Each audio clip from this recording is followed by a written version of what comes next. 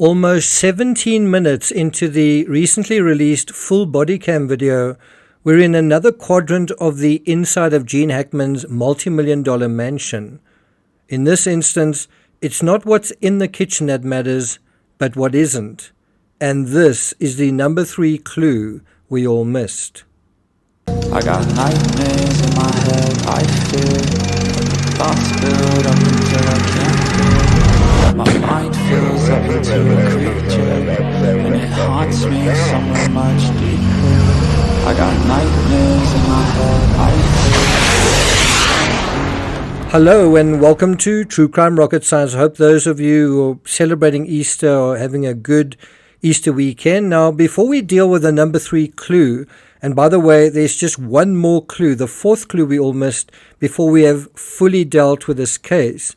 But before we get to number 3, I want to finalize something. I want to show you something that settles some of the uncertainty surrounding the number 2 clue. Before we get to that, if you haven't subscribed to the channel, please do. If you don't want to miss that number 4 clue and you haven't subscribed, please do subscribe. Look out for the next episode in the Madeleine McCann case. Should be coming out on maybe Tuesday. If you're finding this analysis worthwhile, please hit the thanks button and let's get started. As a photographer, I can tell you that when dealing with digital video, even the highest quality digital footage is never as sharp as a photograph. As soon as you have motion, there's a sort of a blurriness that creeps in, even when you think there isn't. And here's the proof. Do you see there are 3 yellow crime scene markers on the kitchen counter in this photo? What the first evidence marker is referring to is a little unclear. Perhaps it's a pager or a particularly bulky cell phone or something else. But 2 and 3 seem to refer to several medications on the counter. And now let's try another angle. Now let's zoom in. And there it is. From this image, it's clear, firstly, that those news reports were right all along because there are pills, white pills, scattered on the counter. Secondly, from this angle, it's clear that the white lid identified in the previous video is indeed the lid of the empty bottle. Now, I do think if you saw this in the beginning, you might actually draw the wrong conclusions. The toxicology results still need to come out, but it is very likely that Betsy couldn't actually find the medication that she needed and didn't actually use any of the medication that she had available. Probably what she needed to do at this point was call 911. Now, from this angle, evidence marker 3 seems to be referring to the other bottle which still contains medication. You can actually see there are still pills inside, and those pills inside seem larger and longer than those scattered on the counter. One final observation before we move on to number 3 is the slightly open drawer on the right. Can you see there's a 3rd amber container peeking out? And this might actually be where Betsy got the other 2. If you actually look at the chest to the right of the mirror, not sure whether she really kept any medication in there. Seems like that was more of a cosmetics storage area. The medications seem to be kept in the drawer. There also appears to be what might be a white COVID mask inside the drawer. Now, if we revert to the previous perspective we looked at, we see there are actually 2 of those amber vials with white lids in the slightly open drawer. Okay, and one last thing, that might also be one of those white pills on the floor. Look to the left of the FedEx package near the foot of the dustbin. Right, now on to number 3, the number 3 clue we all missed, and that takes us away from this area into the kitchen of Hackman's home. Any idea what clue number 3 refers to? Gene Hackman was found on this side of the house, not quite in the kitchen, but in a mudroom adjacent to it, and we're going to deal with this aspect in more detail in the next episode dealing with the number 4 clue. So what do we notice about the kitchen? It's quite a large kitchen, quite a sunny kitchen as well. You know, it's a beautiful kitchen in a beautiful home. But again, it's not what you see in these images, in this footage, but what you don't see. All right, let's have a look at the basin.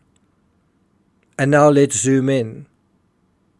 Do you see what's missing? Dirty dishes. there should be at least a week's worth of dirty dishes.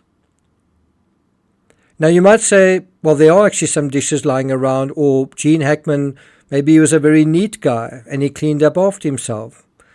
You could even cite statistics that show more men are cleaning up in the kitchen than they did 20 years ago. It's actually gone up about 10% to almost half of all men, and for that matter, more women are preparing and cleaning up food, almost 70% of all women, and this is obviously a reference to American men and women.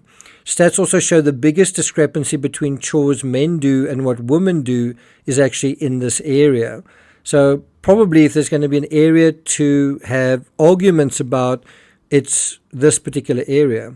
In fact, a survey of Americans in 2019 found that Americans would rather clean their toilets than the dishes. Now, I'm going to hazard a guess and say not only did Hackman, a multimillionaire celebrity, not do the dishes, I mean, the dogs seemed too much for him to handle as well, and I doubt whether he prepared any of his own meals, let alone washed them. But, we don't know for sure. To me, the decisive factor is at 95 and with advanced Alzheimer's, I really don't think it was so much a matter of choice as a matter of capacity, cognitive and otherwise. So I'm guessing at the same time poor Zinner was locked in a cage, unable to eat or drink, Hackman, for all intents and purposes, was unable to or simply didn't as well. I also have it on good authority that people with advanced Alzheimer's don't seem to know that they need to eat. It is interesting that his body was close to the kitchen, but closer to the door and the kitchen exit than the kitchen itself or any source of food. Now, it does beg the rather unpleasant question, when last did Hackman eat? With Betsy not there to look after him. And if he didn't eat, was that the cause of death? They're saying that it was some sort of pulmonary condition exacerbated by Alzheimer's, but can they be absolutely sure? Or was the stress of going hungry causing strain to his heart? Another question is whether Hackman was able to drink water. I know what my kitchen looks like after a week, and Hackman looks pristine, but maybe I'm just projecting. It does look as if virtually no meals were consumed during the week. Hackman was alone in the mansion and not washing up. So doesn't it appear from the kitchen as though no food was consumed over the last week of Hackman's life? What do you think? I'm not going to take it further than that, except to say Hackman's 11,500 square foot home might be on the market soon if it is listed. The 12-acre property could fetch $5 million. And a similar property nearby was listed for $7.5 million. Did you know that Val Kilmer also had a home in Santa Fe? Hackman's home is actually two homes, the original and a second that Hackman built 25 years ago. According to Fox Business, the actor told Architectural Digest in 1990 that he put the property's original home through significant revamping. He turned to architects Harry Dapel and Stephen Samuelson for that endeavor. And Hackman, with an artistic streak, incorporated multiple styles, Pueblo, colonial New Mexico, and Spanish Baroque, into the home during the remodel. Although perhaps that works, it does seem like quite a strange thing to do, combining three styles in a single home, but maybe he pulled it off. It was in the garages Hackman added to the original property that most of the rat activity occurred, ironically. In any event, in the next analysis, we'll deal with the fourth and likely final clue we all missed. Thank you for listening this far. Enjoy the rest of your weekend, and I'll see you guys next time.